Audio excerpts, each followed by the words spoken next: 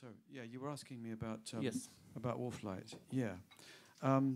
Well, there was the track Vampire, wasn't there? You know, so there was something that right at the beginning. I had this G minor tuning. For those who are interested, it means that the bass strings are down.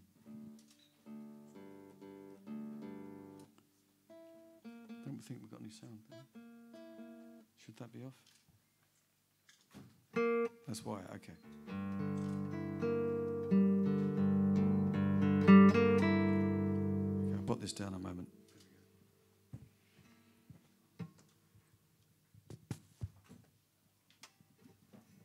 So yeah, the chords were like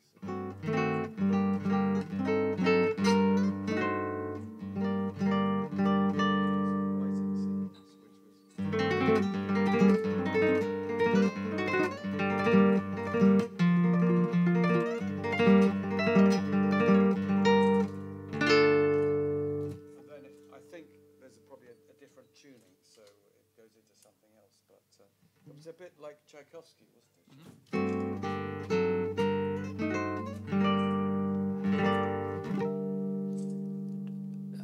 Do you always think from the classical point of view when you browse or have ideas? Well, I tell you what, you know, flamenco comes up with really loads of great movements for the hands, for the right hand. But I think the Russians probably dream up better chord sequences.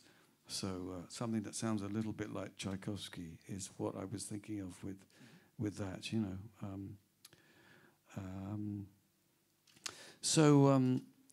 Yeah, this tuning is great for G minor and D minor. And the other thing is if you play conventional chord shapes on it, just about everything you play is a surprise. And I used that tuning on a reworked version of the Chamber of 32 Doors on the Genesis Revisited album, you know, so that was something like...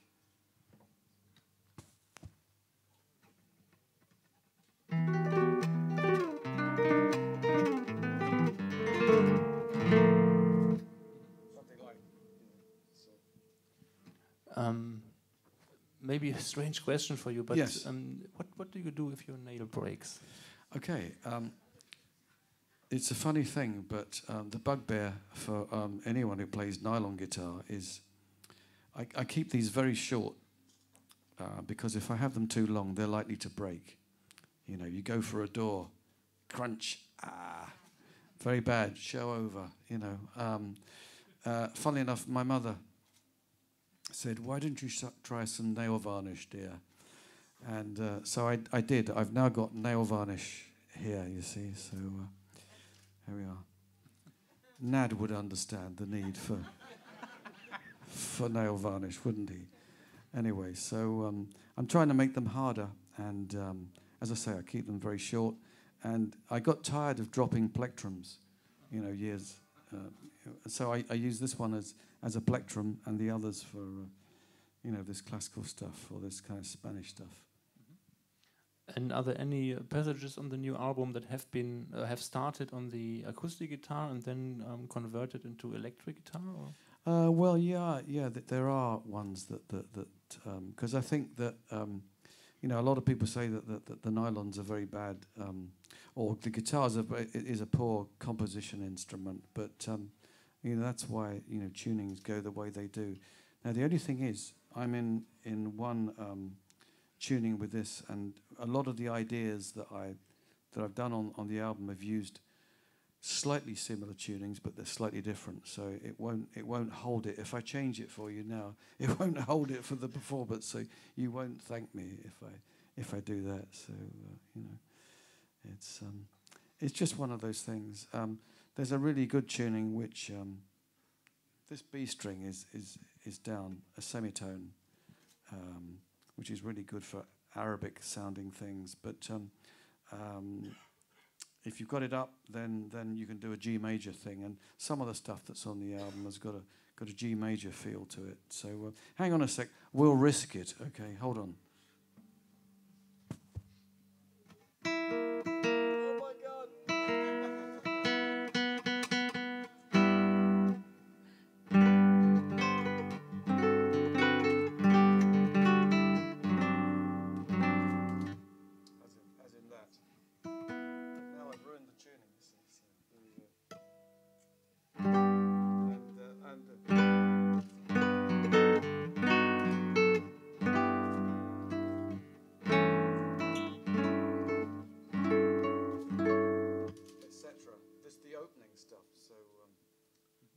the opening stuff is based on that. You know, it was originally.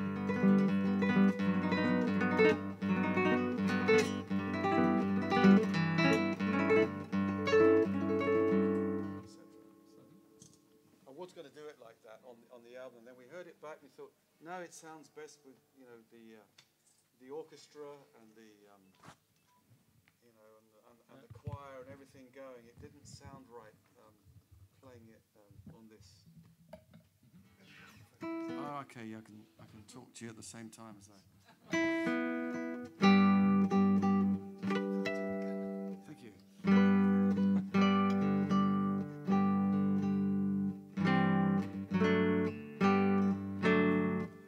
But it's a nice tuning. It's very easy. It's for guitarists who are here.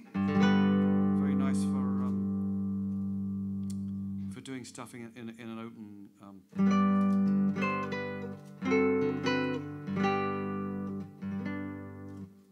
As in Borodin, which you recognise from on the steppes of Central Asia.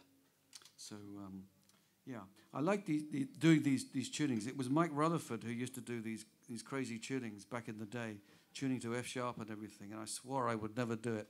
And now I'm working with tunings, and it's the tyranny of having to change the tuning, you know, is an extraordinary thing.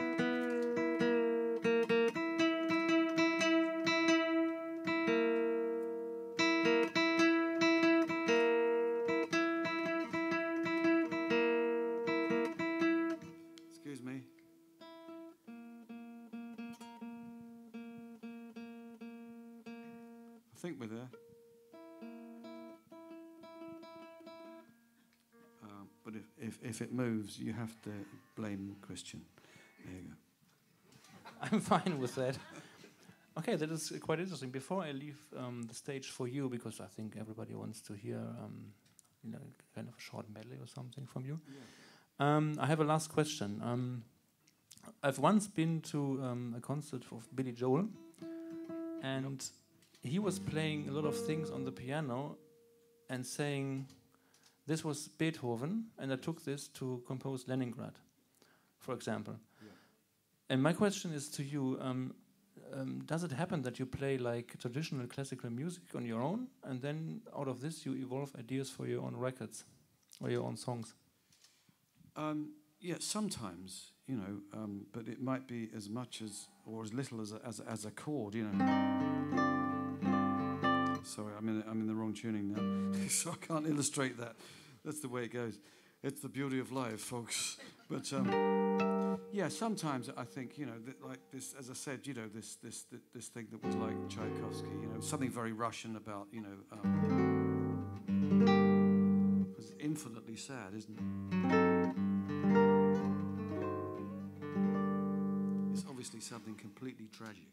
You know, it's something that Tchaikovsky did so well. So if I think in terms of chord shapes, I would be thinking of Tchaikovsky or Bach or Grieg, or more recently the late great Paco de Lucia, who was a phenomenal guitarist, of course, and I can't think of a flamenco guitarist who was better than him, and I've been asking him in spirit to teach me some of this flamenco stuff, you know, and sometimes I think he answers my call, you know, and says to me, for instance, you know, that sort of stuff, you know. I was in Andalusia a while back, and there was one move I wanted to be able to do. And we saw some gypsies who were dancing, and there was a great guitarist who was playing. And I said to him, I'm a guitarist. And I said, can you show me one of these moves? And he said, it's something with the right hand. He said, you have to go backwards, forwards and backwards, and faster and faster if you can. So it comes out as something like, anyway, so it makes a hell of a racket, doesn't it? Okay, Steve, thank you. I think it's time for me to leave the stage for you alone, to play a couple of minutes Okay. For the audience, thanks for the interview, and yeah, stage Thank is you. yours.